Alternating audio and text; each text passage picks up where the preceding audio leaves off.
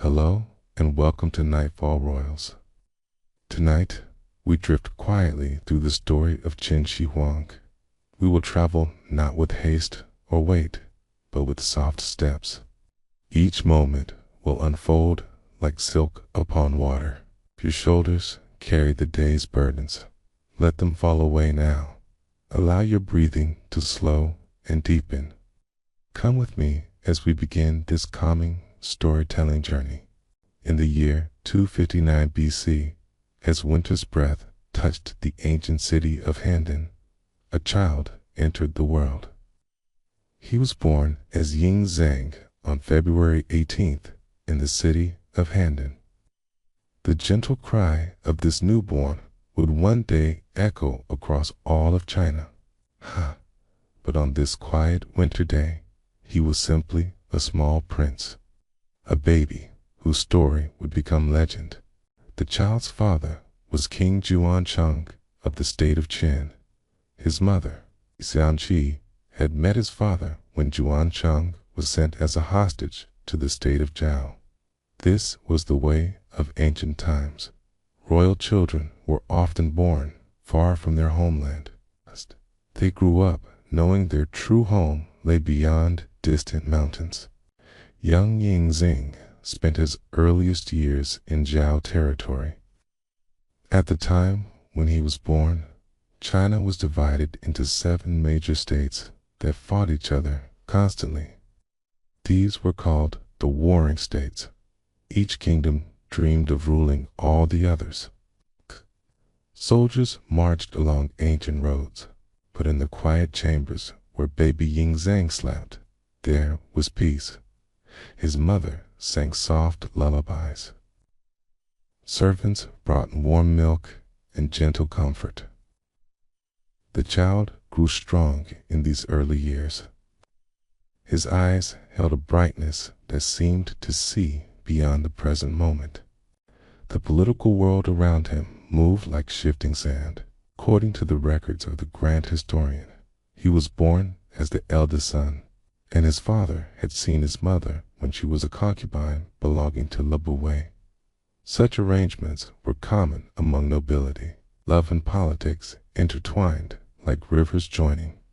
As seasons turned, the young prince learned to walk. His first steps carried him across polished floors. Small hands reached for sunbeams streaming through windows. He babbled sounds that would one day become imperial decrees. But now they were simply the innocent noises of childhood. The servants whispered about his destiny. Some said he would be a great king. Others wondered if the boy would ever see his father's kingdom of Qin. These were uncertain times. The child's future could change with a single battle or treaty. Yet Ying Zhang grew with quiet confidence.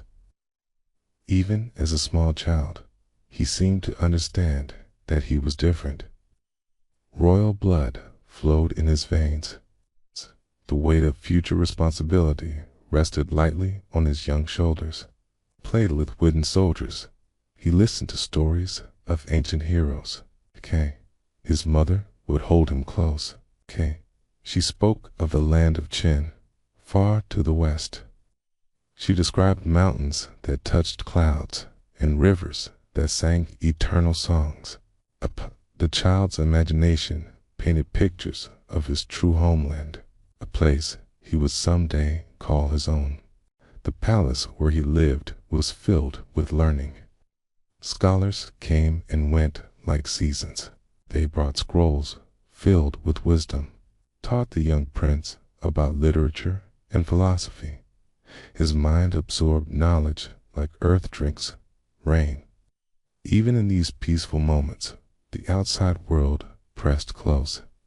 Messengers arrived with news of distant battles. Treaties were made and broken. The 7 states continued their endless dance of war and peace. But inside the palace walls, time moved gently. As his 3rd year approached, Ying Zhang had grown into a curious child. He asked questions about everything. Why did the sun rise in the east? How did birds know which way to fly? What made flowers bloom? His teachers marveled at his quick understanding. His favorite times were quiet hours before sleep. The palace grew still as candles flickered low. His mother's voice would carry him toward dreams. She spoke of brave kings and wise emperors, of dragons that guarded treasure, of the great responsibility that comes with power. The child learned early that words held magic. A single command could move armies. A gentle word could heal hurt feelings. He practiced speaking clearly. His voice grew stronger each day. Even as a small boy, servants listened when he spoke. In gardens behind the palace, he watched gardeners tend flowers. They worked with patience and care. Each plant received exactly what it needed: water, sunlight, rich soil. The child understood that kingdoms needed similar tending. Good rulers nurtured their people like gardeners nurture plants. His days followed pleasant rhythms: morning lessons with patient teachers, afternoon play in sunlit courtyards, evening meals with family, bedtime stories that carried him to sleep. This was the gentle beginning of a life that would transform China. During winter evenings, the palace grew cozy with warmth. Braziers glowed like small suns. The young prince sat close to the fire. He listened to tales of ancient emperors. His grandmother told stories of dragons and phoenixes, magical creatures that brought good fortune to worthy rulers.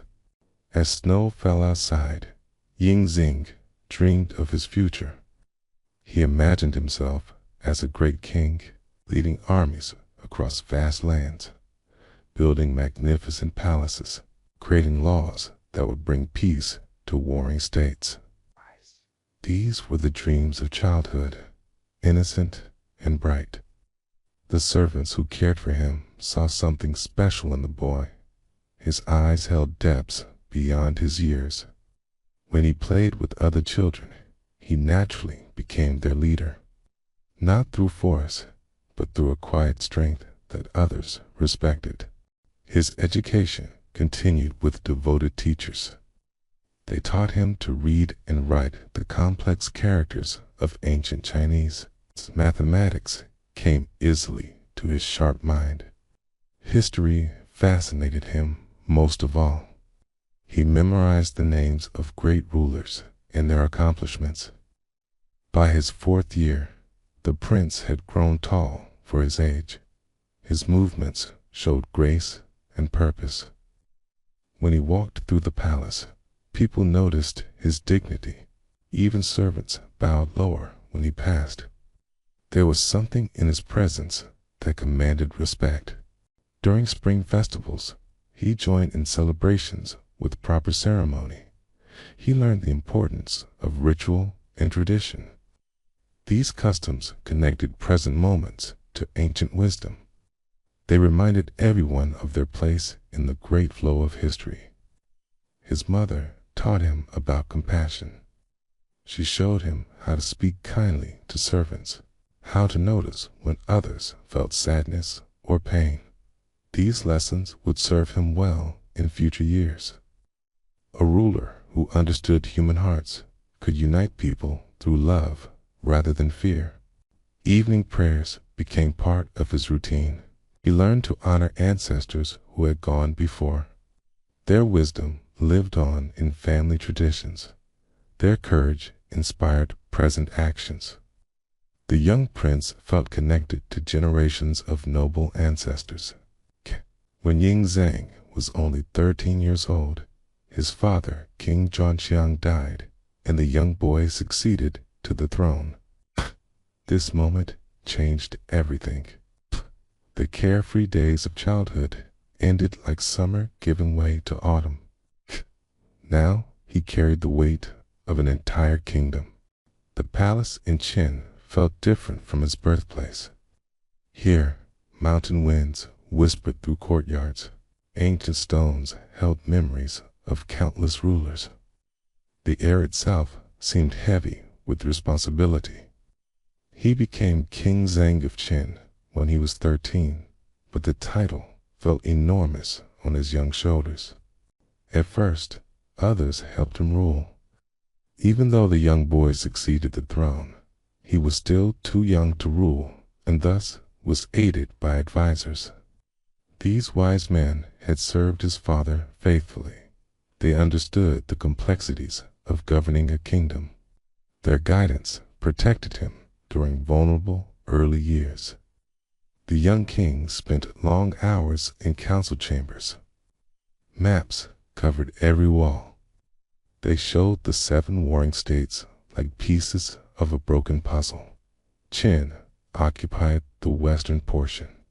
6 other kingdoms surrounded it on all sides. Each one dreamed of conquest and glory. His tutors continued his education with new urgency. A king needed different knowledge than a prince. He studied military strategy and diplomatic customs. He learned about taxation and public works.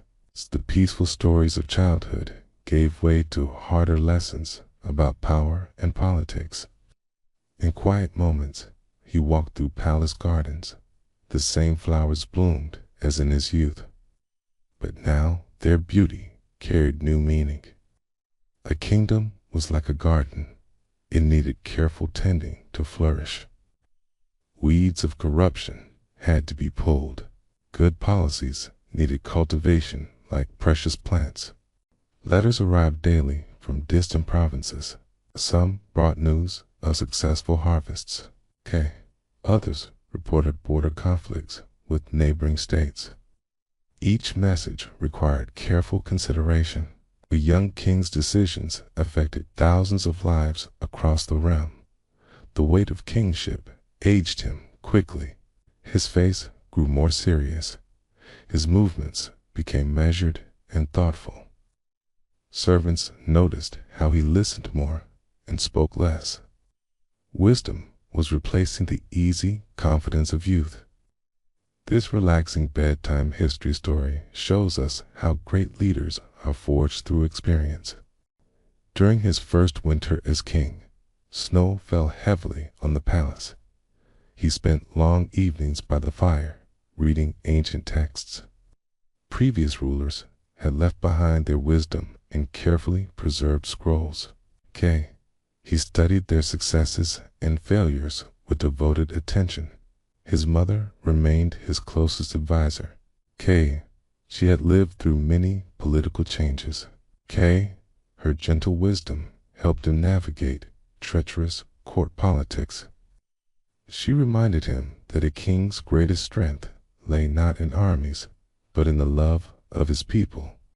The young ruler began to understand that Qin was different from other states. His kingdom had adopted the philosophy of legalism. This system emphasized strict laws and uniform punishment. Other kingdoms followed Confucian ideals of virtue and moral example. These differences would shape his future approach to governing. As months passed, King Zhang grew more confident in his role. He started making independent decisions. His advisors watched with approval as his natural leadership abilities emerged. The frightened boy gradually transformed into a capable ruler. During state ceremonies, he learned to project authority. His voice carried across great halls without wavering. His presence commanded respect from visiting dignitaries. Though still young, he possessed the dignified bearing of a true monarch. The economic challenges of his kingdom required careful attention. Qin's location provided natural barriers against enemies. Mountains protected the western borders. Rivers created defensive boundaries. But these same features sometimes hindered trade with other regions. He spent time with merchants and farmers to understand their needs. The king, who remained isolated in his palace, could never truly serve his people. He walked through markets, observing daily commerce. He visited villages, listening to common concerns. His first major decision involved military appointments. Several old generals had served his father loyally, but new threats required fresh thinking. He promoted younger officers who showed innovation and courage. This decision would prove wise in coming conflicts. Evening readings continued to expand his knowledge. He studied the great military theorist Sun Tzu, The Art of War, taught him that victory came through careful planning rather than brute force. Successful campaigns required understanding both enemies and allies. As spring arrived, the young king faced his first diplomatic crisis. A border dispute with the neighboring state of Han threatened to escalate into war. His advisors argued for different approaches. Some favored immediate military action. Others counseled patient negotiation. King Zheng chose a middle path that showed growing wisdom. He assembled a strong army to demonstrate Qin's resolve, but he also sent skilled diplomats to seek peaceful resolution. This combination of strength and restraint achieved success without bloodshed. The crisis resolution increased his confidence tremendously. Court officials began to see him as a true king rather than a child wearing his father's crown. Foreign ambassadors started taking him more seriously in negotiations. His reputation for wisdom spread beyond Qin's borders. During summer festivals, he participated in traditional ceremonies with new understanding. These rituals connected rulers to divine authority. They reminded everyone that kings served as intermediaries between heaven and earth. The responsibility was both humbling and inspiring. His personal interests began to reflect royal duties. He collected maps and studied geography. Understanding terrain would prove crucial in future military campaigns. He also gathered information about other kingdoms' strengths and weaknesses. The young king's daily routines evolved to match his growing responsibilities. Dawn brought military briefings from his commanders. Morning hours were devoted to administrative decisions. Afternoons included audiences with various officials and petitioners. Evenings remained reserved for study and reflection. His relationship with court nobles required careful management. Some had served his family for generations. Their loyalty was unquestionable. Others harbored private ambitions that could threaten stability. Learning to distinguish between true friends and potential enemies became essential. As autumn approached, King Zheng reflected on his first year of rule. The kingdom had prospered under his leadership. Trade had increased. Military readiness had improved. Most importantly, the people seemed content with their young ruler. But larger challenges loomed on the horizon. The 7 major states fought each other all the time. And the young king was beginning to envision something that had never existed: a unified China under single rule. Winter preparations began early that year. Grain stores were filled to capacity. Military supplies were carefully inventoried. The king understood that successful rulers always prepared for difficult seasons. Both literal winters and metaphorical challenges required the same careful planning. In private moments, he still felt the loneliness that came with absolute power. A king could have many advisors, but few true friends. The crown set him apart from others in ways that sometimes felt isolating. Yet, he was beginning to understand that solitude came with the territory of leadership. Kaz's dreams at night grew grew more ambitious. He imagined armies marching under unified banners. He envisioned roads connecting distant cities. He pictured a single system of laws governing all people fairly. These were the dreams that would drive his future conquests. As his 14th birthday approached, the young king had grown into his role remarkably. Visitors to the palace commented on his maturity and wisdom. Subjects spoke of him with growing pride and affection. The foundations were being laid for unprecedented achievements.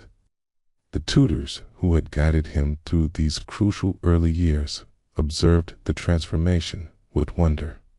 The frightened boy who had inherited the throne had become a confident leader. His natural abilities, combined with dedicated learning, created a formidable ruler. By his 16th year, King Zheng had grown into a formidable leader. His advisors marveled at his strategic mind. He could see patterns in chaos where others saw 7 separate kingdoms. He envisioned one united empire. This vision would drive every decision in the years ahead.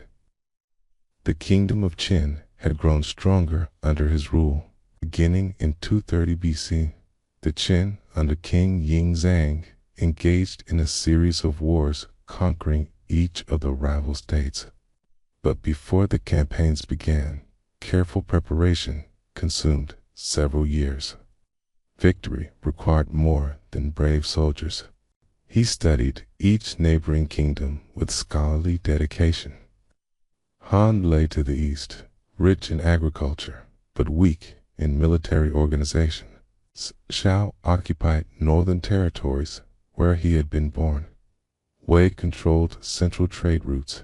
Can stretched toward distant mountains. Ku commanded southern lands. Qi held eastern coastal regions. Each presented unique challenges and opportunities. The young king understood that conquest meant more than winning battles. True victory required winning hearts and minds. Defeated peoples needed reasons to embrace their new ruler. Fear alone could not sustain a vast empire. Qi began developing policies that would transform enemies into loyal subjects. His first major campaign targeted Han, the weakest of the warring states. The decision showed both wisdom and mercy.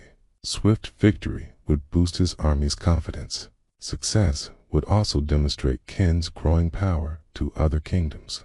But Han's weakness meant fewer casualties on both sides. The preparations took months of careful planning. Supply lines needed establishment across difficult terrain. Local commanders required detailed maps and weather information. Diplomatic messages went to potential allies who might support Qin's cause. Nothing was left to chance in this relaxing bedtime history story of ancient conquest. When the armies finally marched, they moved with precision that amazed observers. Soldiers advanced in perfect formations. Supply wagons followed predetermined routes. Communications flowed efficiently between units. The young king had learned that organization mattered more than individual courage. The campaign against Han lasted only 6 months. It culminated in 221 BC with a successful unification of China under Qin. But Han fell much earlier in this systematic conquest. King Zheng treated the defeated rulers with unexpected kindness. This generosity encouraged other kingdoms to consider surrender rather than prolonged resistance. With Han's territory added to Qin, the young king possessed greater resources for future campaigns. More importantly, he had proven that unification was possible. Court officials who had once doubted his ambitious dreams now spoke of them as inevitable destiny. The conquered lands of Han provided valuable lessons in administration. Different regions had different customs and needs. A wise ruler had to adapt his governance accordingly. What worked well in mountain villages might fail completely in river valleys. Flexibility became as important as strength. King Sung spent the following winter studying reports from Han territory. Tax collection had proceeded smoothly. Former enemies had integrated well with Qin's existing population. Trade between regions had increased significantly. His successes proved that his vision of unified China could become reality. The next target was Shao, the kingdom where he had been born. This campaign carried personal significance that went beyond political necessity. He would return as a conqueror to lands where he had once lived as a vulnerable child. The irony was not lost on him. Zhao possessed stronger military traditions than Han. Their soldiers had fought many battles against northern barbarians. They knew how to use difficult terrain to their advantage. The campaign would require different tactics and greater patience, but King Zhang had advantages that previous conquerors lacked. Spies provided detailed intelligence about Zhao's defensive preparations. His diplomats had secretly negotiated with several Zhao generals. When the armies finally clashed, some enemy units switched sides mid-battle. Conquest of Shao took nearly 2 years of persistent effort. Several major battles tested both armies to their limits, yet the young king maintained his troops' morale through personal example. He shared their hardships and celebrated their victories. This bedtime history narration shows us how leadership inspires loyalty through shared sacrifice. During breaks between campaigns, King Zhang implemented crucial administrative reforms. Conquered territories needed integration into Qin's existing systems. Currency had to be standardized. Legal codes required updating. Communication networks needed expansion. These peaceful achievements mattered as much as military victories. His approach to governance evolved with each conquest. Early policies had emphasized punishment for resistance, but experience taught him that rewards for cooperation worked more effectively. Former enemies who embraced Qin's ways received positions of responsibility and honor. The fall of Shao opened pathways to remaining kingdoms. Wei and Yan both sent ambassadors requesting peaceful negotiations.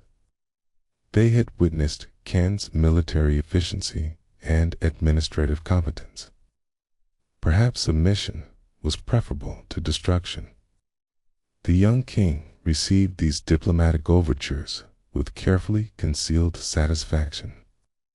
Yet, he never allowed early successes to breed overconfidence.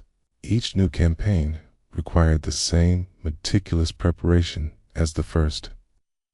Maps were redrawn, supply routes were surveyed, local customs were studied, intelligence networks were established. Victory came through preparation, not luck. The campaign against Wei demonstrated his growing sophistication as a military commander. Instead of direct assault, he employed economic pressure and diplomatic isolation. Trade routes were disrupted. Allied kingdoms were persuaded to withdraw support. Wei's resistance crumbled without major bloodshed and proved more challenging than expected. Their kingdom stretched across northern mountains where winter campaigns were nearly impossible. The terrain favored defenders who knew local conditions. Several early battles resulted in stalemate rather than decisive victory, but King Zhang had learned patience from these setbacks. He withdrew his armies for the winter and used the time for careful planning. Improved equipment was manufactured. Alternative strategies were developed. When spring arrived, the renewed campaign succeeded completely. With 4 kingdoms conquered, only Chu and Qi remained independent. These were the largest and most powerful of the warring states. Their conquest would require everything the young king had learned from previous campaigns. The final phase of unification would test his abilities to their ultimate limits. Chu controlled vast territories in central and southern China. Their armies were numerous and experienced. Their cities were strongly fortified. Most importantly, their people felt deep loyalty to ancient traditions. Conquest would mean changing centuries-old ways of life. The young king spent an entire year preparing for the Shu campaign. This would be his greatest challenge yet. Success would bring him closer to the unprecedented dream of ruling all China under single authority.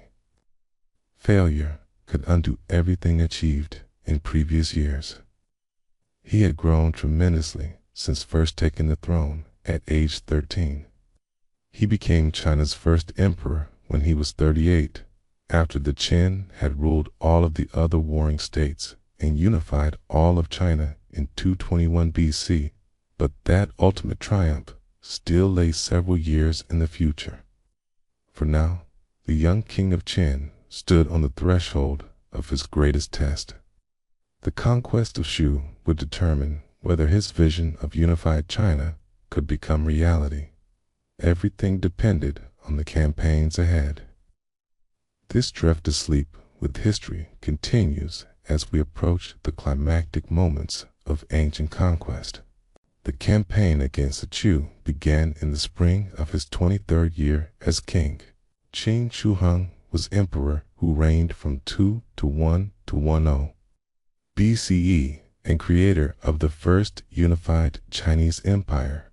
But that imperial title still awaited him. First, he had to defeat the most formidable enemy he had ever faced.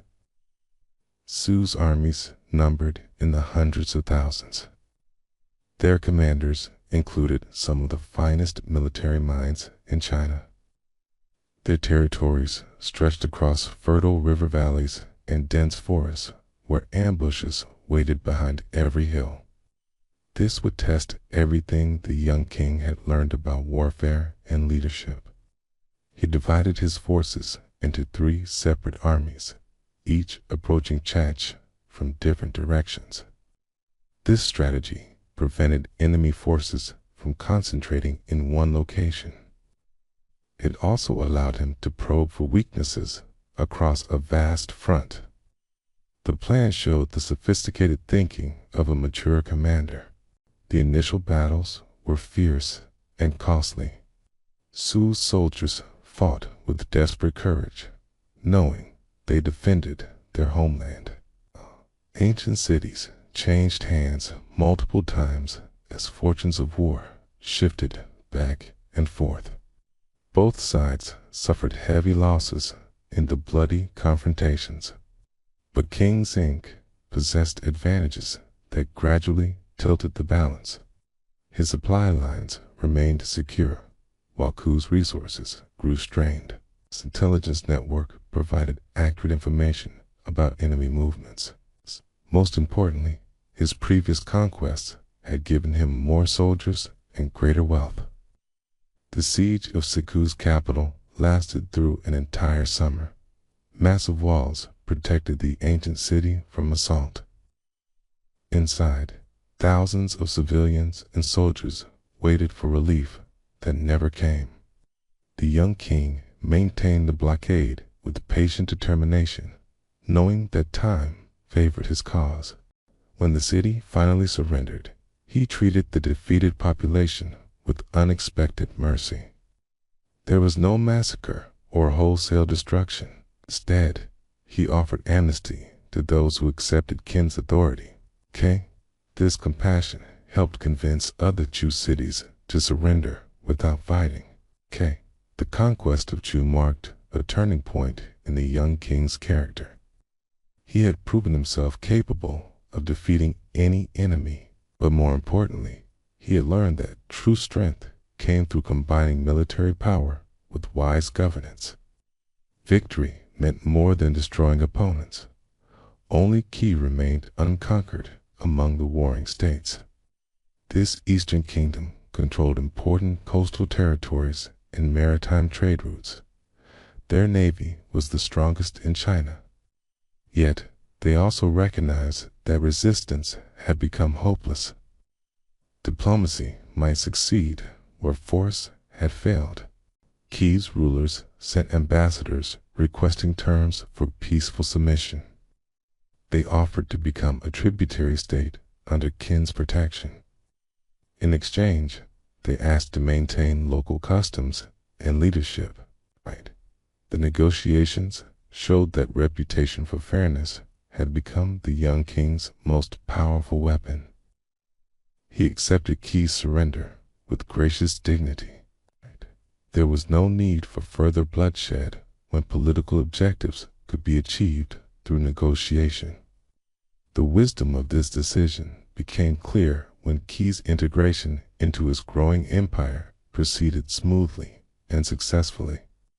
This culminated in 221 BC with the successful unification of China under Qin, which then assumed an imperial prerogative.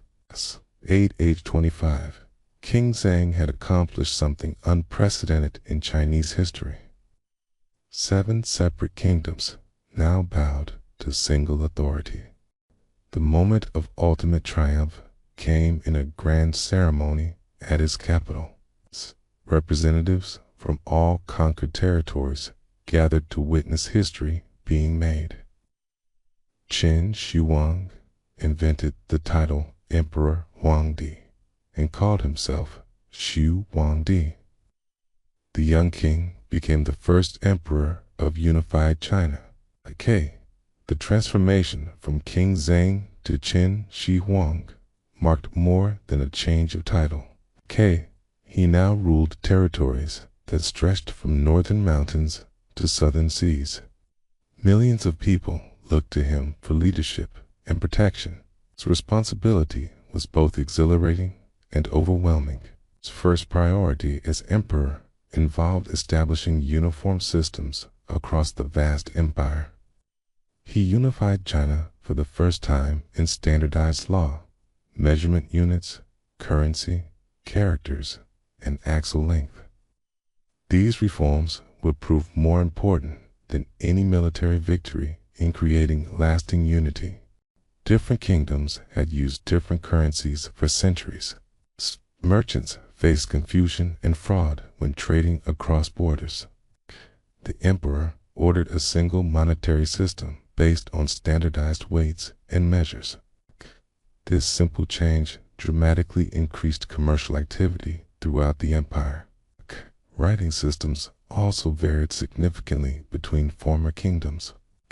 The same word might be written in completely different ways, depending on local customs. Scholars from different regions could barely communicate through written language. Standardization became essential for effective administration. The emperor commissioned his finest scholars to create a unified writing system. They studied various regional styles and selected the clearest characters. Old variations were banned throughout the empire. This decree ensured that imperial commands would be understood equally well everywhere. Legal codes required similar harmonization. What was considered criminal in one region might be perfectly acceptable in another. Justice could not exist without consistent standards applied fairly to all citizens. The emperor ordered comprehensive legal reforms based on legalist principles. Even the width of cart axles needed standardization. Roads throughout the empire had developed different rut spacings over the centuries. Wagons from one region could not travel efficiently in another. By requiring uniform axle widths, the emperor made transportation much more efficient. These administrative achievements created the foundation for lasting unity. Military conquest had brought territories under single rule. Only through careful governance could diverse peoples become a unified nation. The young emperor understood that battles won kingdoms, while wise policies created empires. His capital city became a marvel of organization and efficiency. Messengers arrived daily from distant provinces carrying reports and requests. Administrative bureaus managed everything from tax collection to public works. The complex machinery of imperial government operated with remarkable precision. But success brought new challenges that tested the emperor's wisdom. Ruling conquered enemies required different skills than defeating them in battle. Former nobles from destroyed kingdoms harbored resentment that could explode into rebellion. Constant vigilance became necessary for survival. The emperor dealt with potential threats through a combination of generosity and firmness. Loyal supporters received positions of honor and substantial rewards. Potential troublemakers found themselves relocated far from their original power bases. This mixture of carrots and sticks maintained stability during crucial early years. As his first decade as emperor progressed, the scope of his achievements became apparent. China had never experienced such extensive peace and prosperity. Trade flourished as never before. Learning advanced through shared knowledge. The arts experienced a golden age of creativity and innovation. Yet, the emperor remained mindful that unity could be fragile. Previous dynasties had risen and fallen based on their ability to maintain internal cohesion. External enemies still threatened the northern borders. Constant attention was required to preserve what had been so laboriously created. With unification complete, the first emperor turned his attention to projects that would define his legacy for centuries. Qin Shi Huang developed plans to fortify Qin's northern border to protect against nomadic invasions. This would become the foundation of what history knows as the Great Wall of China. Northern tribes had threatened Chinese settlements for generations. These nomadic peoples lived on horseback, striking quickly and disappearing into vast steppes. Traditional defensive strategies had proven inadequate against such mobile enemies. The emperor envisioned a different solution, a continuous barrier that would make invasion impossible. Existing walls already protected some border regions. Various kingdoms had built defensive fortifications over the centuries. But these structures remained disconnected and incomplete. The resulting construction formed the base of what later became the Great Wall of China, which joined and strengthened the walls made by feudal lords. The project required unprecedented coordination and resources. Hundreds of thousands of workers were recruited from across the empire. Engineers surveyed the most defensible routes through mountains and valleys. Supply chains were established to bring food, materials, and tools to remote construction sites. Work began simultaneously at dozens of locations along the northern frontier. Local commanders supervised construction while maintaining communication with central authorities. The emperor himself traveled to inspect progress, encouraging workers with his presence and addressing problems personally. The physical challenges were enormous. Mountain terrain demanded careful engineering to maintain stable foundations. Desert sections required different construction techniques than forest areas. Weather conditions ranged from scorching summers to brutal winters that halted work for months at a time. But human challenges proved even more difficult. Workers came from different regions, with varying languages and customs. Coordinating their efforts required patient leadership and clear communication. Many had been conscripted against their will and needed constant motivation to maintain productivity. The emperor addressed these problems through a combination of strict discipline and generous rewards. Workers who exceeded expectations received extra food and shortened service terms. Those who shirked duties faced harsh punishment. This system maintained steady progress despite enormous difficulties. Construction proceeded in phases over many years. Initial work focused on the most vulnerable border sections where invasions were most likely. Later phases connected these segments into a continuous barrier.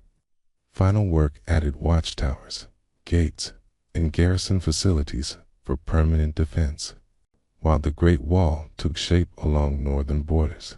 Another project built during his rule was equally ambitious, a vast road network connecting all parts of the empire. These highways would carry imperial messages, commercial goods, and military forces wherever needed. The road system required different engineering than the Great Wall, but posed similar organizational challenges.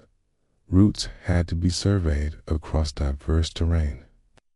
Bridges were needed over rivers and gorges.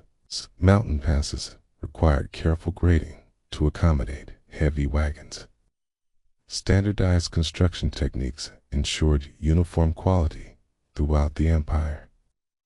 Teams of workers began road construction simultaneously across multiple provinces. Imperial engineers established standard widths and paving materials. Rest stations were built at regular intervals to serve travelers and maintain imperial communications. The network gradually connected even the most remote regions to the capital. These transportation improvements transformed daily life throughout the empire. Merchants could move goods efficiently between distant markets. Farmers gained access to wider customer bases for their products. Information flowed rapidly from province to province. The emperor's authority reached every corner of his vast domains. A third major project involved the emperor's own tomb complex. Famed for his army of terracotta warriors built to protect him for eternity, this would become one of the most remarkable archaeological sites in world history. Construction began early in his reign and continued throughout his lifetime. The tomb was designed to recreate the emperor's earthly palace in underground chambers. Thousands of life-sized clay soldiers were sculpted to guard the burial site. Each figure was individually crafted with unique facial features and expressions. The attention to detail was extraordinary and unprecedented. Artisans worked for decades creating this underground army. He built the Terracotta Army using techniques that represented the height of contemporary craftsmanship. Bronze weapons were forged for the clay warriors. Horses and chariots accompanied the infantry. The entire complex was laid out like a real military formation. The emperor visited the construction site regularly, offering suggestions and approval for various elements. He insisted that every detail reflect the highest standards of imperial dignity. This would be his eternal dwelling place, and it had to be perfect in every respect. Beyond these massive construction projects, the emperor also promoted cultural and intellectual achievements. Scholars were commissioned to compile comprehensive histories of the warring states period. Literature and poetry flourished under imperial patronage. Scientific knowledge advanced through systematic study and experimentation. The standardization of writing systems had enormous cultural benefits. Books could now be copied and distributed throughout the empire without translation. Legal codes were published in uniform text that all officials could understand. Educational materials could be shared between distant schools and academies. The emperor established imperial academies in major cities throughout his realm. These institutions trained administrators for the growing bureaucracy. Students learned standardized curricula that emphasized practical skills needed for governance. The most talented graduates received appointments to important positions in imperial service. Agricultural improvements also received imperial attention during these prosperous years. New irrigation systems brought water to previously barren lands. Crop rotation techniques increased harvests significantly. The emperor ordered the construction of granaries in every province to store surplus grain against future famines. These public works projects employed millions of workers across the empire. The economic benefits extended far beyond immediate construction jobs. Increased trade generated tax revenues that funded additional improvements. Prosperity created a positive cycle that strengthened imperial authority through tangible benefits to ordinary citizens. The emperor's personal involvement in these projects impressed both workers and officials. He traveled constantly throughout his domains, inspecting progress and encouraging excellence. His presence demonstrated that imperial authority was real and immediate, not distant and abstract. During winter months, when outdoor construction slowed, the emperor focused on administrative reforms. Government bureaus were reorganized for greater efficiency. Tax collection systems were standardized across all provinces. Legal procedures were simplified to ensure consistent justice throughout the empire. His daily routine during these productive years followed a pattern of disciplined activity. Dawn brought military briefings about border security and construction progress. Morning hours were devoted to administrative decisions and policy reviews. Afternoons included audiences with officials, merchants, and foreign ambassadors. Evenings remained reserved for study and reflection, as had been his habit since youth. But now his reading focused on practical governance rather than theoretical philosophy. Reports from distant provinces required careful analysis.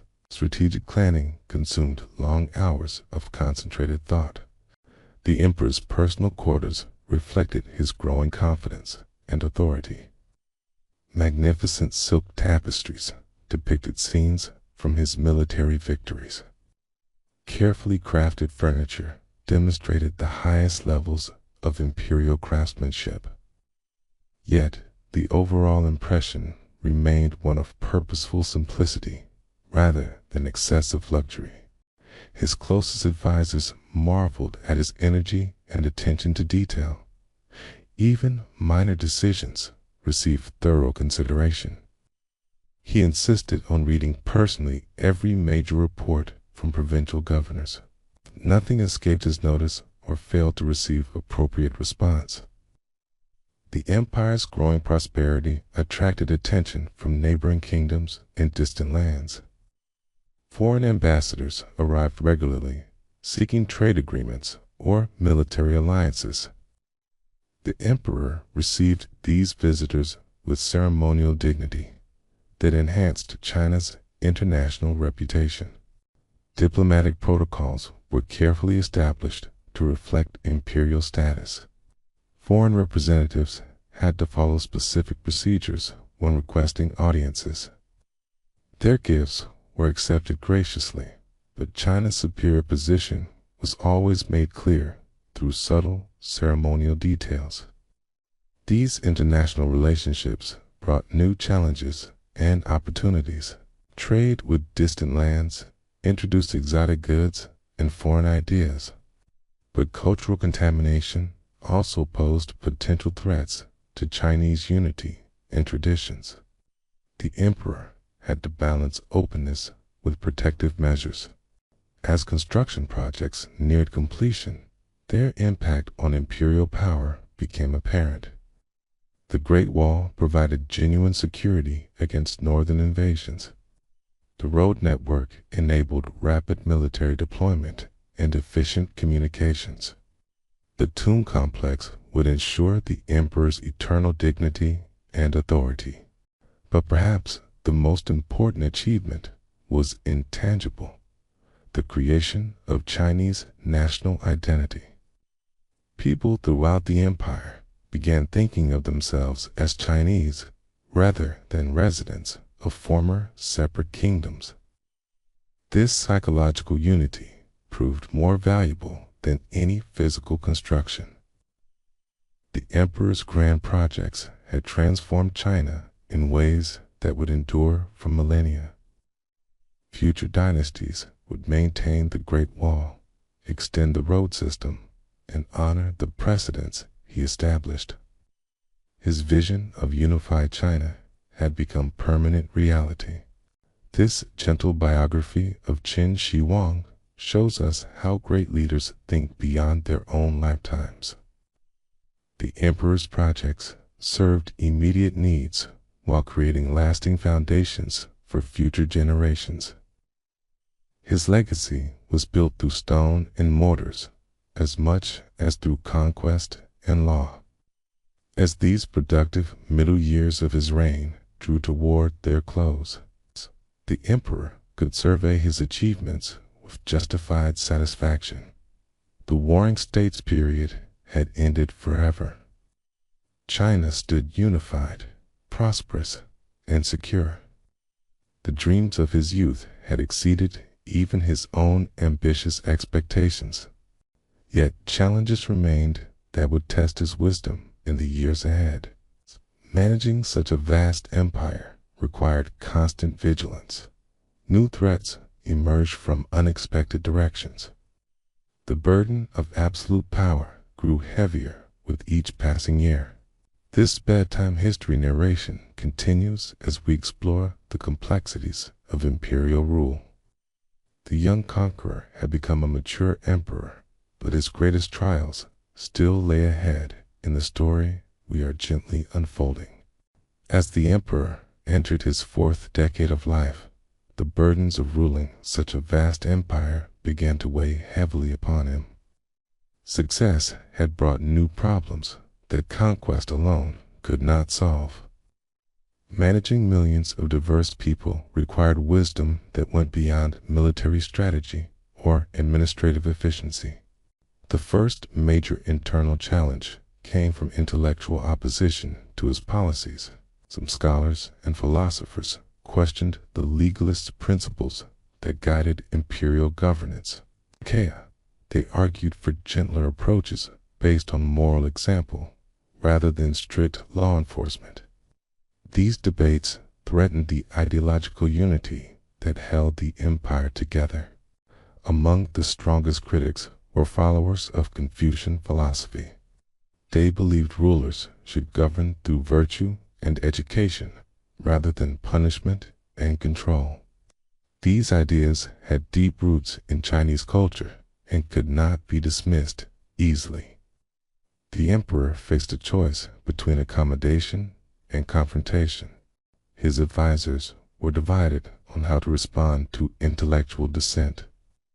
Some counseled tolerance, arguing that diverse viewpoints strengthened governance through healthy debate. Others warned that ideological challenges could undermine imperial authority and lead to political rebellion. The decision would reveal much about the emperor's character. After careful consideration, the emperor chose a path that would prove controversial throughout history. In 213 BC, he ordered the burning of books that promoted ideas contrary to legalist philosophy. Classical texts, poetry, philosophical works were collected and destroyed in massive public bonfires throughout the empire. The book burning aimed to create intellectual uniformity supporting imperial policies.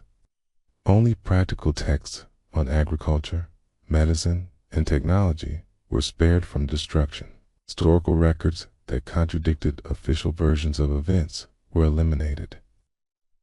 The emperor intended to control not just people's actions, but their thoughts as well. This decision sparked immediate resistance from scholars who valued learning above political loyalty. Some attempted to hide books in secret locations. Others memorized entire texts to preserve them for future generations. The emperor responded to these acts of defiance with increasingly harsh punishment. The following year brought an even more severe crackdown on intellectual opposition, discovering that some scholars continued promoting forbidden ideas. The emperor ordered mass executions, according to historical records. 460 scholars were buried alive as an example to others who might challenge imperial authority. These extreme measures achieved their immediate goal of silencing public criticism, but they also created lasting resentment among educated classes throughout the empire. The emperor had chosen fear over persuasion as his method of maintaining ideological control. This choice would have long-term consequences for his dynasty's survival. Meanwhile, construction projects continued to demand enormous resources and human labor. The Great Wall required constant maintenance and improvement. New sections extended the barrier into previously undefended areas. The work never seemed to end, and neither did the cost in lives and wealth. Workers on the Great Wall faced terrible conditions that tested human endurance to its limits. Summer heat in desert regions could be deadly for those unaccustomed to such climate. Winter cold in mountain areas claimed lives despite efforts to provide adequate shelter and clothing. Disease spread rapidly through crowded work camps where sanitation was primitive. Injuries from construction accidents were common and often fatal given limited medical knowledge. Many workers died far from home without their families knowing their fate. The human cost of the emperor's grand vision was enormous. Yet the emperor remained convinced that these sacrifices were necessary for China's security. Northern barbarian tribes continued to probe the borders, looking for weaknesses to exploit. Without the wall's protection, millions of Chinese farmers and city dwellers would face constant danger from raids and invasions. Reports from frontier commanders confirmed the wall's effectiveness in deterring attacks. Nomadic tribes found it increasingly difficult to penetrate Chinese territory. When they did manage to breach the defenses, garrison troops could respond quickly to contain the threat. The strategic benefits seemed to justify the enormous costs. Internal revolts also posed growing challenges to imperial stability. Some former nobles from conquered kingdoms harbored dreams of restoring their ancient independence. They plotted secretly with disaffected generals or local officials who chafed under central control. These conspiracies had to be discovered and crushed before they could spread. The emperor's intelligence network grew increasingly sophisticated in response to these threats. Spies infiltrated suspected rebel groups throughout the empire. Local officials were required to report any suspicious activities or conversations. A climate of surveillance and suspicion gradually pervaded imperial administration. This internal security apparatus proved effective at preventing organized rebellion, but it also created an atmosphere of fear that stifled creativity and initiative among government officials. People became cautious about expressing any opinions that might be misinterpreted as disloyalty. Innovation suffered when conformity became the safest course. The emperor's personal life became increasingly isolated as suspicion replaced trust in his relationships with others. He could never be certain which advisors offered genuine counsel and which merely told him what they thought he wanted to hear. Absolute power had created absolute loneliness. His daily routines reflected this growing paranoia about personal security. Multiple food tasters checked every meal for poison. Sleeping arrangements were changed unpredictably to prevent assassination attempts. Trusted bodyguards maintained constant vigilance against potential threats from any source. The emperor's health began showing signs of strain from these constant pressures. He slept poorly, troubled by dreams of enemies and disasters. His appetite decreased as worry consumed his thoughts. Those who knew him well noticed that the confident young conqueror was being transformed by the burdens of absolute power. Yet he remained determined to complete the projects that would secure his legacy for eternity. The tomb complex required constant attention to ensure every detail met his exacting standards. The Terracotta Army grew larger and more impressive with each passing year. These would be his monuments to imperial achievement. Foreign relations also demanded careful management, as China's power attracted both admiration and fear from neighboring kingdoms. Some sought alliances that would provide protection from other enemies. Others began forming coalitions designed to contain Chinese expansion. Diplomatic skill became as important as military strength. The emperor generally preferred peaceful solutions to international disputes when possible. War was expensive and diverted resources from domestic projects. But he never hesitated to use force when diplomatic negotiations failed to achieve acceptable results. China's military reputation ensured that threats were taken seriously. As his reign progressed into its second decade, the emperor could see that his achievements had fundamentally transformed China. Unity was no longer just a political arrangement, but had become cultural reality. People identified themselves as Chinese rather than as members of their original kingdoms. Drift to sleep with history continues as we observe the complexities of maintaining an empire. The young conqueror had become a mature ruler, but power had exacted its price in wisdom and humanity. Our calming storytelling moves gently toward the final chapters of this remarkable life. In the later years of his reign, the first emperor became increasingly obsessed with a desire that had haunted rulers throughout history: the quest for eternal life. The man who had conquered death in battle now sought to conquer death itself. This obsession would shape his final years and ultimately contribute to his downfall. The emperor's interest in immortality had ancient roots in Chinese culture. For centuries, Taoist philosophers had spoken of legendary figures who had achieved eternal life through various means.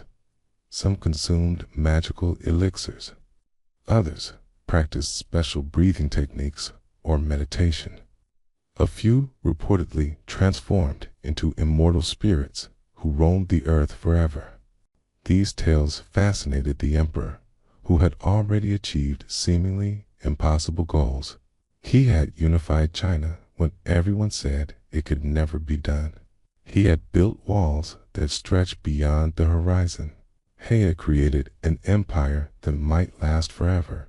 Why should personal immortality be beyond his reach? Court alchemists and magicians encouraged his interest in immortality research. They claimed to possess ancient formulas for life-extending potions. Sun said they knew locations of magical islands where immortal beings lived in eternal happiness. Others offered to teach secret techniques for achieving spiritual transformation.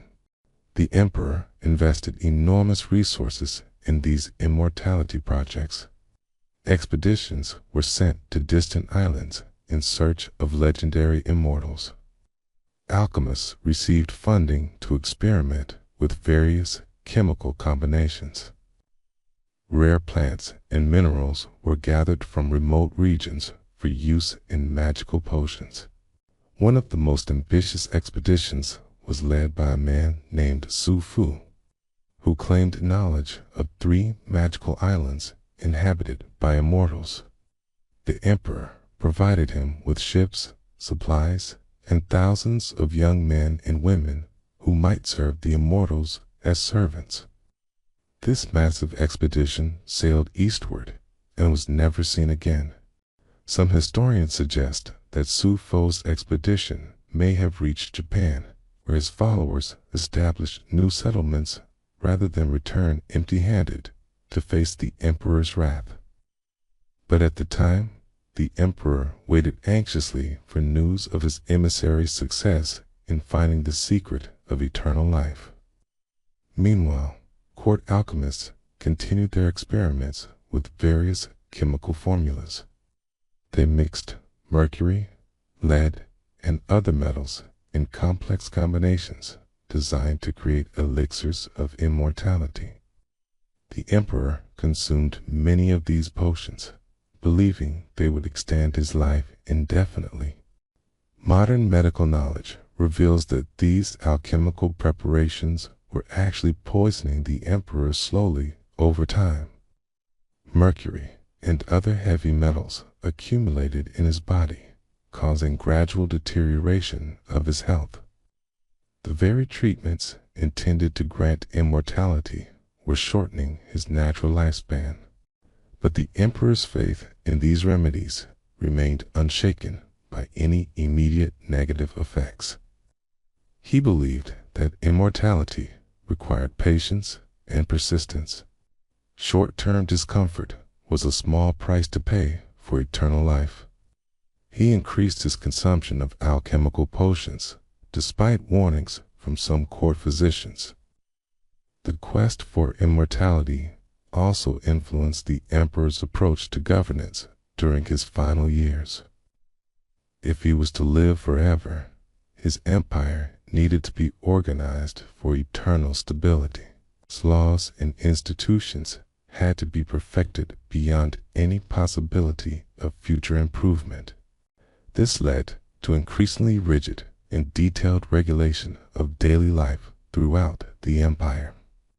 Standards were established for everything from the length of cart axles to the proper way to address government officials.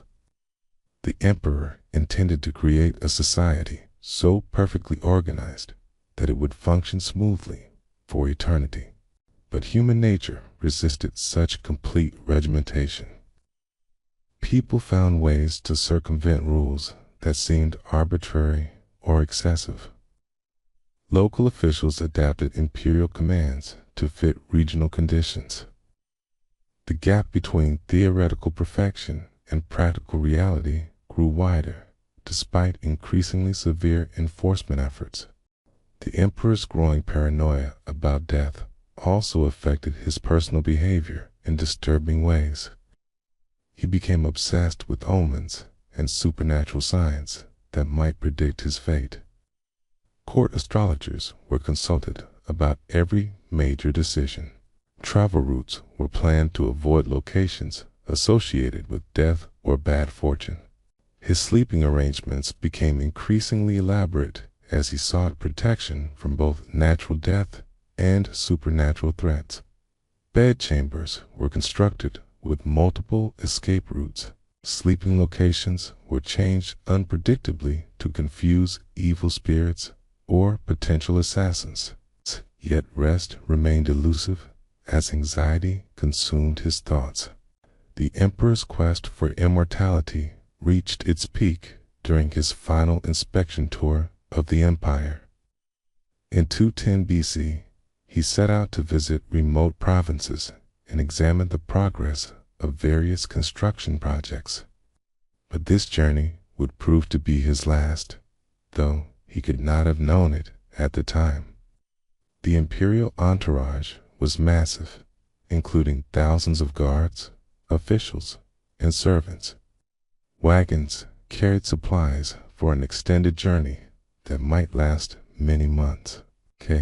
The emperor traveled in a specially constructed carriage that provided both comfort and protection from the elements. During this tour, he visited sites associated with immortality, legends, and Taoist spiritual practices. Sacred mountains were climbed despite the physical strain involved. Ancient temples were visited in search of wise men who might possess secret knowledge. No effort was spared in the pursuit of eternal life. The emperor also continued consuming alchemical preparations during his travels. Court physicians accompanied the expedition with supplies of various potions and treatments. The emperor's daily routine included multiple doses of mercury-based elixirs that he believed would grant immortality. As the journey progressed, signs of the emperor's declining health became more apparent to those around him. He tired more easily than in previous years. His appetite decreased despite access to the finest foods. Sleep became fitful and interrupted by strange dreams and visions. Yet the emperor interpreted these symptoms as temporary challenges in his quest for immortality rather than warnings of approaching death. He increased his consumption of alchemical treatments and intensified his spiritual practices. Failure was unthinkable for a man who had never accepted defeat in any endeavor. The irony of his situation was lost on the emperor, but clearly visible to later historians. The man who had conquered every external enemy was being destroyed by internal forces beyond his control. His greatest victory, unifying China, would outlast him by centuries, while his personal quest for immortality would end in failure. This gentle biography of Qin Shi Huang shows us how even the greatest leaders can be undone by impossible dreams. The emperor's achievements were real and lasting, but his human limitations remained unchangeable despite all his power and wealth. Our bedtime history narration approaches its conclusion as we witness the final chapters of an extraordinary life. The emperor's last journey began in the spring of 210 BC, when he was 50 years old. Despite his obsession with immortality, time had begun to exact its inevitable toll on his body. Yet he remained determined to complete one final inspection of his vast empire, visiting distant provinces that had not seen their ruler in many years. The imperial procession was magnificent beyond description. Hundreds of colorful banners fluttered in the spring breeze. Golden carriages rolled along smooth roads that the emperor himself had ordered, built decades earlier. Thousands of guards marched in perfect formation, their armor gleaming in the sunlight. Local populations lined the roads to catch glimpses of their legendary emperor. Children were lifted onto their parents' shoulders to see the man who had unified China. Elderly citizens remembered the chaotic, warring states, Syria, and marveled at the peace and prosperity his rule had brought to their lives. The emperor acknowledged these displays of loyalty with gracious waves from his specially constructed carriage. Despite his declining health, he maintained the dignified bearing that had inspired followers throughout his reign. His presence still commanded respect and admiration from all who saw him. Early stops on this final journey included inspections of Great Wall construction in northern provinces. The emperor examined new fortifications and spoke with garrison commanders about border security. His attention to detail remained as sharp as ever, though observers noticed he tired more quickly than in previous years. The massive defensive barrier stretched beyond the horizon in both directions, a testament to human determination and engineering skill. Watchtowers dotted the landscape like sentinels, keeping eternal vigil against barbarian threats. The emperor could take pride in this lasting achievement that would protect China for centuries to come. From the northern borders, the imperial entourage traveled south toward coastal regions, where ancient legends spoke of magical islands inhabited by immortals. The emperor still hoped to find the secret of eternal life. Despite the failure of previous expeditions sent to explore these mysterious lands, at seaside locations, he gazed across endless waters toward distant horizons where immortal beings supposedly dwelt in eternal happiness. The ocean's vastness reminded him of the limits that even imperial power could not transcend. Yet his determination to achieve immortality remained unshaken by such contemplation. Court alchemists continued their experiments during the journey, mixing potions from rare ingredients gathered along the route. The emperor consumed these preparations faithfully, believing they would gradually transform his mortal body into an immortal vessel. Modern knowledge reveals these treatments were actually hastening his death through mercury poisoning. As summer progressed, the emperor's health deteriorated more noticeably. He experienced increasing fatigue and digestive problems that interfered with his normal activities. Yet, he refused to acknowledge these symptoms as signs of mortality, attributing them instead to temporary obstacles in his quest for eternal life. The imperial physicians grew increasingly concerned about their ruler's condition. They recognized symptoms of severe illness, but dared not suggest that immortality might be impossible. The emperor's faith in alchemical treatments remained absolute, and questioning this belief could be considered treasonous. Despite his declining health, the emperor insisted on maintaining a full schedule of official activities. Provincial governors received audiences to report on local conditions. Military commanders briefed him on security situations. Construction supervisors updated him on progress of various public works projects throughout the empire.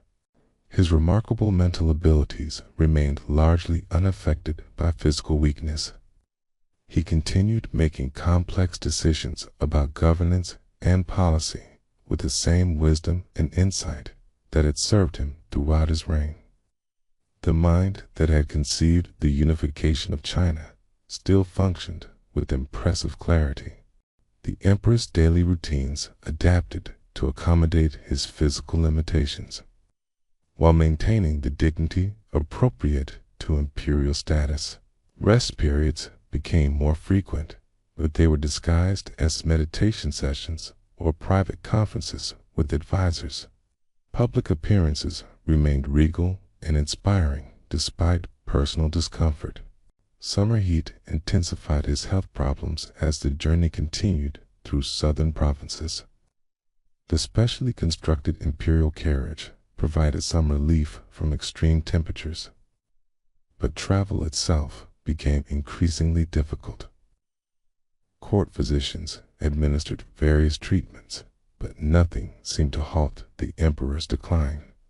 During rest stops at important cities, local officials organized elaborate ceremonies honoring their ruler. These celebrations provided welcome diversions from the emperor's physical troubles. His spirits lifted whenever he witnessed the prosperity and order that his policies had created throughout the empire. The emperor took particular satisfaction in visiting regions that had once been independent kingdoms. Former enemies now welcomed him as their legitimate ruler. Children who had been born after unification knew no other authority but his.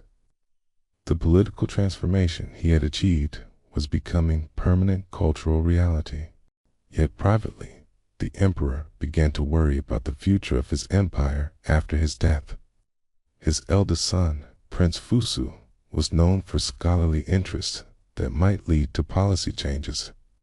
The emperor had always intended his dynasty to last forever. But succession planning required careful attention to ensure continuity. As autumn approached, the imperial entourage began the long journey back toward the capital.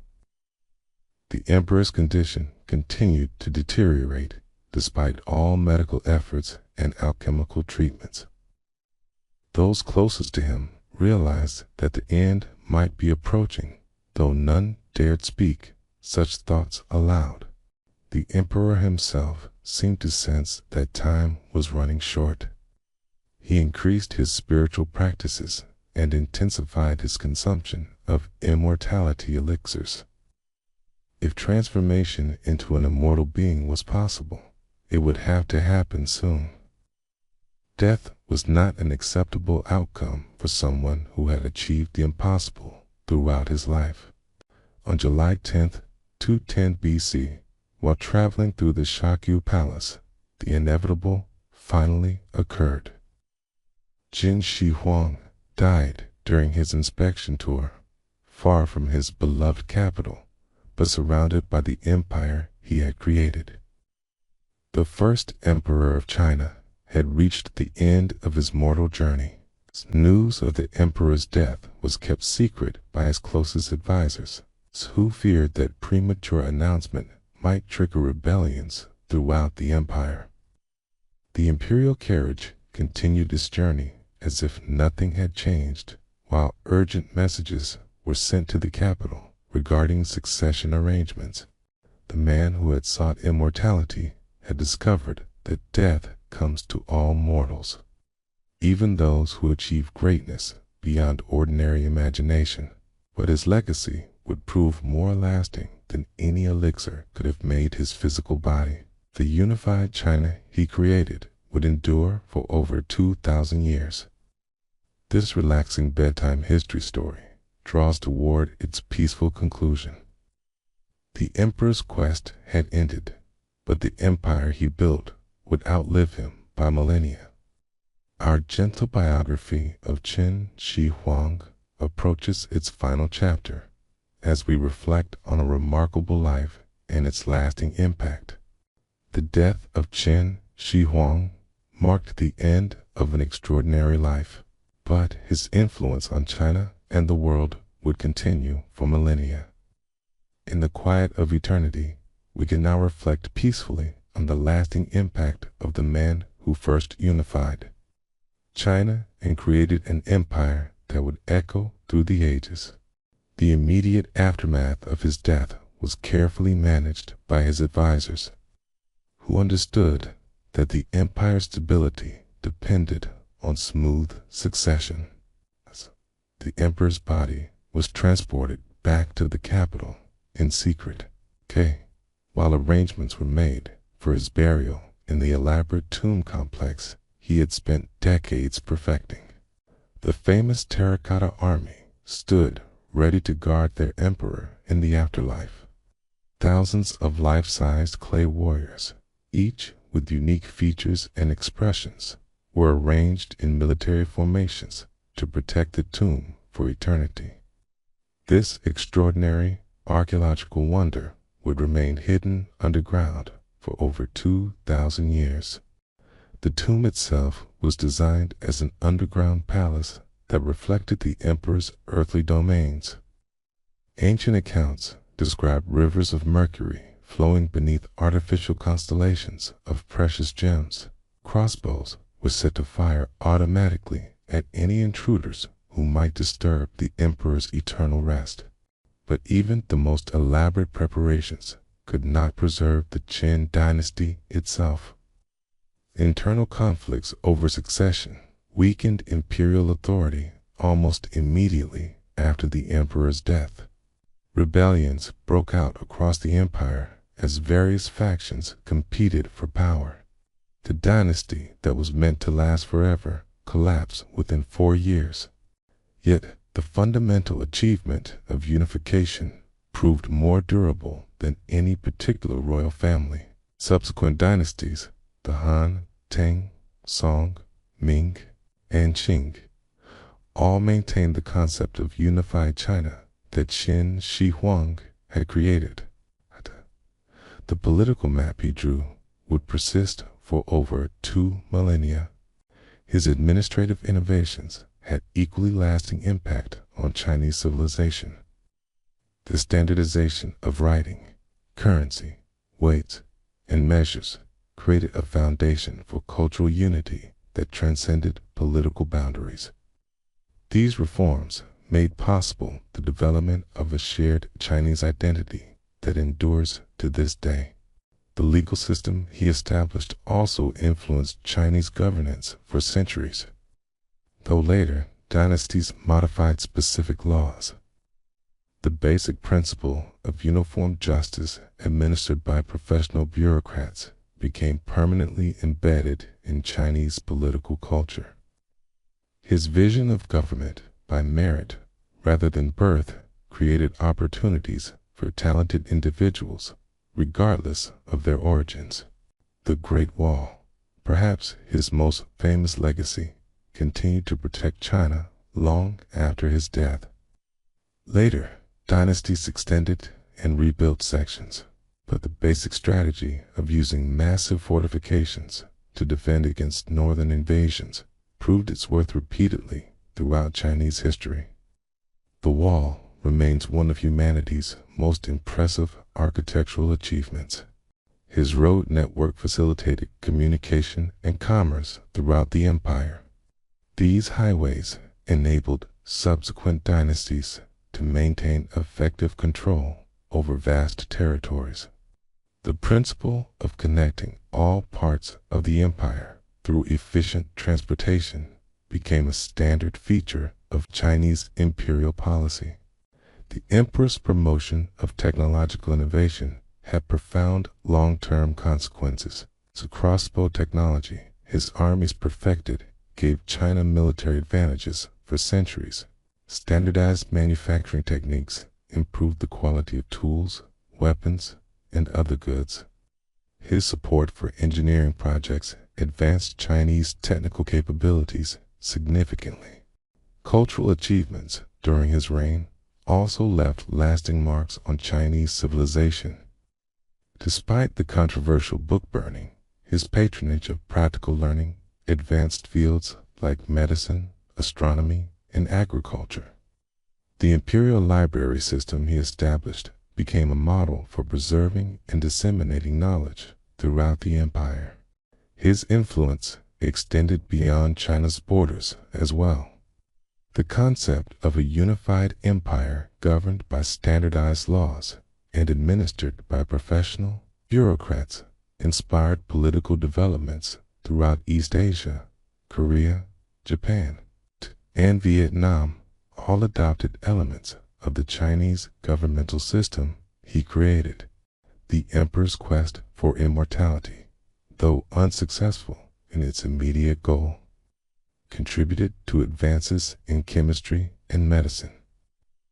Alchemical experiments conducted at his court laid groundwork for later developments in metallurgy and pharmacology. His patronage of Taoist philosophy influenced Chinese spiritual and intellectual traditions for centuries. Archaeological discoveries continue to reveal new aspects of his remarkable achievements. The Terracotta Army, discovered in 1974, astonished the world with its scale and artistic sophistication. Ongoing excavations at his tomb complex promise further revelations about ancient Chinese civilization and the emperor's extraordinary vision. Modern China still bears the imprint of his foundational work. The country's name derived from his kingdom of Qin, the basic territorial boundaries he established remain largely intact. The concept of China as a unified nation, rather than a collection of separate kingdoms, traces directly to his political revolution. His story continues to inspire leaders and scholars throughout the world. The transformation from a collection of warring states into a unified empire demonstrates what visionary leadership can accomplish. Its combination of military genius, administrative skill, and cultural innovation remains unmatched in world history. Yet his legacy also includes important cautionary lessons about the dangers of absolute power.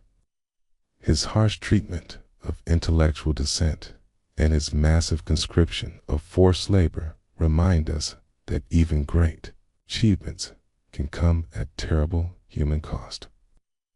The balance between effective governance and human freedom remains challenging for leaders in every age.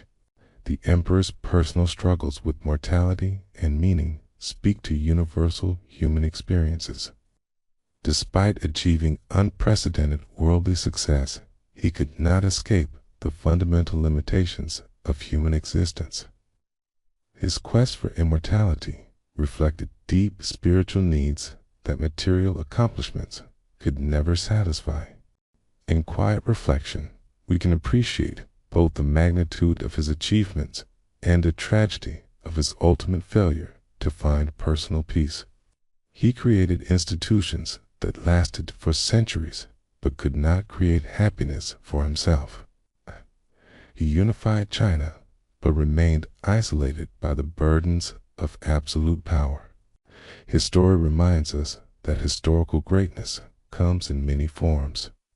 Military conquest and political innovation were only part of his legacy. The cultural unity he fostered, the technological advances he promoted, and the administrative systems he created may have been equally important contributions to human civilization. This calming storytelling draws to its peaceful close with the emperor resting in his elaborate tomb, guarded by thousands of clay warriors who maintain their eternal vigil. The man who sought to live forever achieved a different kind of immortality through the lasting impact of his extraordinary life and achievements. The first emperor sleeps now in imperial dignity, surrounded by the treasures and artwork that reflected his earthly glory. But his true monument is not underground. It is the unified China that emerged from his vision and determination, a legacy that continues to shape our world today. As we conclude this gentle biography of Qin Shi Huang, let us remember him as both a great builder and a fallible human being. His achievements inspire us to attempt great things. His struggles remind us that even emperors must face the same fundamental challenges that confront all humanity. In the gentle twilight of our story, we find ourselves reflecting on the extraordinary journey of Qin Shi Huang, the first emperor who transformed the ancient world. His life, spanning 50 years from 259 to 210 BC, changed the course of human history in ways that continue to resonate today. Born as a prince in exile, he grew into a king who unified 7 warring kingdoms. That young ruler then became an emperor who created institutions lasting over 2 millennia. The arc of his life demonstrates how individual vision and determination can shape the destiny of nations and civilizations. The boy who spent his earliest years as a hostage in foreign territory died as the master of the largest empire the world had ever seen. This transformation required not only military genius and political skill, but also the rare ability to envision possibilities that others considered impossible. His childhood in the state of Zhao taught him valuable lessons about survival in a hostile world. Those early experiences of vulnerability and uncertainty shaped his later determination to create security through strength. The frightened child became an emperor who would never again accept powerlessness. The young king, who inherited a single kingdom at age 13, had grown into an emperor ruling millions of subjects by his 25th year. This rapid expansion required him to develop new skills constantly: military commander, diplomatic negotiator, economic planner, countercultural innovator. He mastered each role as circumstances demanded. His greatest achievement was conceptual rather than military. The idea that diverse peoples could unite under single authority while maintaining their local customs and identities. This vision of unity within diversity became the foundation of Chinese civilization and influenced political developments throughout the world. The standardization policies he implemented created practical unity to match political unity. Common currency, writing systems, and measurements enabled efficient administration across vast territories. These reforms eliminated barriers that had divided Chinese peoples for centuries and created shared foundations for future growth. His construction projects left physical monuments to imperial ambition that inspire awe even today. The Great Wall stands as humanity's most impressive defensive structure.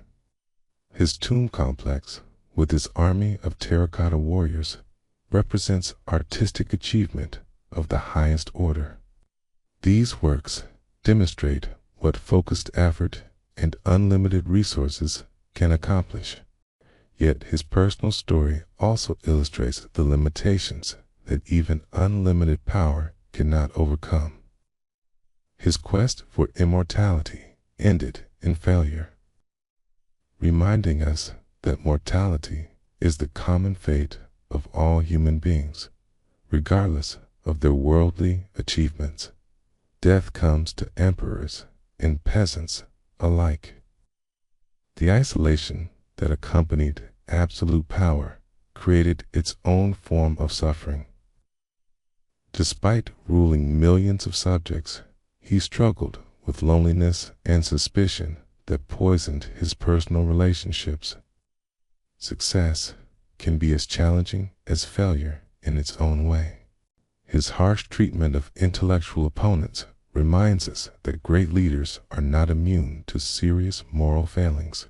The same determination that enabled him to unify China also led him to suppress dissent through methods that history judges harshly.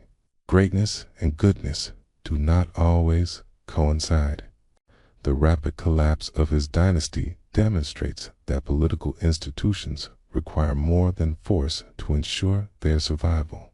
His administrative innovations proved durable. The royal family he hoped would rule forever disappeared within a few years of his death. Personal legacy differs from institutional legacy.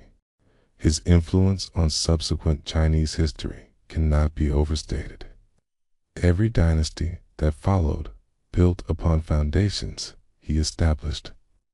The concept of unified China became so deeply embedded in cultural consciousness that division was always seen as temporary aberration rather than natural condition. Modern archaeological discoveries continue to reveal new aspects of his remarkable achievements. The Terracotta Army was only rediscovered in 1974, nearly 2,000 years after his death. Ongoing excavations promise further insights into ancient Chinese civilization and the emperor's extraordinary vision. His story resonates with contemporary audiences because it addresses timeless themes. The tension between individual ambition and collective welfare remains relevant in every age. Its questions about the proper balance between authority and freedom continue to challenge modern societies. The emperor's life also demonstrates how historical figures can be simultaneously admirable and troubling. His unification of China brought peace and prosperity to millions of people. But his methods sometimes involved terrible human costs that cannot be ignored or excused. In our bedtime contemplation, we can appreciate the complexity of historical judgment. Great achievements often involve morally ambiguous choices. Leaders who change the world must make decisions that later generations may question or condemn. Historical understanding requires accepting this complexity. The emperor's spiritual struggles with mortality and meaning speak to universal human concerns that transcend time and culture. His quest for immortality reflected deep existential anxieties that continue to motivate human behavior in every era. We all seek forms of permanence in an impermanent world. His legacy reminds us that individuals can indeed change the course of history through vision, determination, and skillful action. The warring states seemed destined to fight forever until one man imagined and created an alternative. Personal agency matters, even in the face of apparently inevitable historical forces. As we conclude this gentle journey through the life of Qin Shi Huang, we carry with us both inspiration and caution. His achievements encourage us to attempt great things, while his failures remind us to remain humble in the face of forces beyond our control. The emperor now rests in eternal peace, surrounded by his clay guardians who maintain their vigilant watch through the centuries. Thus, the man who could not achieve personal immortality gained a different form of eternal life through the institutions and culture he created. His unified China evolved through subsequent dynasties, but never abandoned the fundamental concept of national unity. The writing system he standardized continues to connect Chinese speakers across vast geographical and cultural distances. The administrative principles he established still influence governance throughout East Asia. The Great Wall he built became one of the world's most recognizable symbols, representing both human achievement and the desire for security in an uncertain world. Millions of visitors each year walk along sections of the ancient fortification, marveling at the vision and determination required for such an undertaking. His tomb remains largely unexcavated, holding secrets that may never be fully revealed. The terracotta warriors who guard his resting place continue to fascinate archaeologists and visitors alike. Each figure represents the skilled craftsmanship and artistic vision that flourished under his patronage. The emperor's story teaches us that historical greatness involves both triumph and tragedy. His successes created lasting benefits for millions of people. His failures remind us that power without wisdom can lead to suffering and injustice. Both aspects of his legacy deserve our thoughtful consideration. In the quiet hours before sleep, we can reflect on the lessons his life offers to our own times. The importance of vision in leadership, the value of persistence in pursuing difficult goals, and the need for moral reflection in the exercise of power remain as relevant today as they were 2,000 years ago. His quest for immortality, though unsuccessful in its literal goal, achieved a metaphorical victory through the enduring influence of his achievements. The unified China he created continues to shape world affairs. The cultural foundations he established remain vital forces in contemporary civilization. The first emperor's legacy reminds us that individual actions can have consequences that extend far beyond their original intentions. A young king's dream of unifying China became the foundation for one of the world's great civilizations. Personal ambition, properly directed, can serve universal human purposes. As this relaxing bedtime history story draws to its peaceful close, let us remember Qin Shi Huang as a complex figure who embodied both the potential and the limitations of human achievement. His life demonstrates what extraordinary individuals can accomplish when they combine vision with determination and skill. The emperor sleeps now in imperial dignity. His earthly struggles ended, but his influence continuing through the centuries. The man who sought to conquer death discovered instead that true immortality comes through the lasting impact of one's contributions to human civilization. In the gentle darkness of night, we can appreciate both the magnitude of his achievements and the poignancy of his human struggles. Great leaders face the same fundamental challenges as ordinary people, but their responses echo through history in ways that continue to inspire and instruct future generations. The story of Qin Shi Huang reminds us that history is made by individuals who dare to envision possibilities beyond current realities. Its transformation of ancient China required courage to challenge accepted limitations and wisdom to create alternatives that could endure.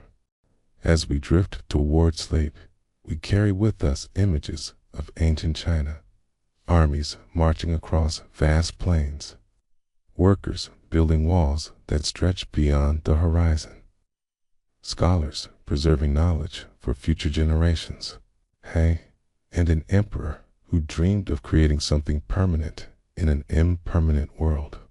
His legacy lives on in the unified nation he created, the cultural traditions he fostered, and the example he set for visionary leadership. Though his quest for personal immortality failed, he achieved something perhaps more valuable: the knowledge that individual lives can have lasting meaning through their contributions to the common good. Let us rest now in the peace that comes from understanding how the past continues to shape our present. The first emperor's story reminds us that great achievements require great efforts, but they also offer the possibility of creating lasting benefits that extend far beyond our own brief time on Earth. In this gentle conclusion to our bedtime history narration, we honor both the achievements and the humanity of Qin Shi Huang. His extraordinary life continues to offer lessons about leadership, ambition, mortality, and the enduring power of vision to transform the world. The emperor rests now in eternal stillness, but the China he created continues its dynamic journey through history. His dream of unity became reality, outlasting his mortal frame by millennia.